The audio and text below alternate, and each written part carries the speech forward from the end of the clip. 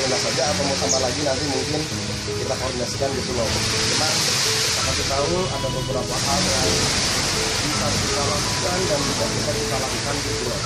Yang pertama yang paling penting adalah kita gitu loh itu menjaga kebersihan. Kira-kira setuju tidak? Jadi ya, jadi tidak boleh buang sampah sembarangan, terutama plastik. Karena sangat kalau umpamanya kita buang sampah sembarangan, jelas untuk kami akan jadi kotor, akan jadi lagi, akan tergantung lagi, sama datangnya dengan saya jadi jelek emang gitu.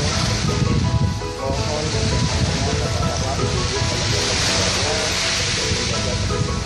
seandainya nanti ada kelihatan membuang sampah sembarangan, kalau kelihatan nih, setuju nggak kalau kita bedakin biar tambah ganteng tambah cantik? Tapi pakai pasir.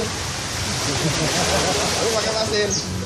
Oke, setuju nggak kira-kira? Oke, jadi nanti mohon kerjasamanya, seandainya kita pas lagi makan, minum dan sebagainya, kita jadi plastiknya, atau mungkin bapak-bapak ibu sudah plastik dan sebagainya.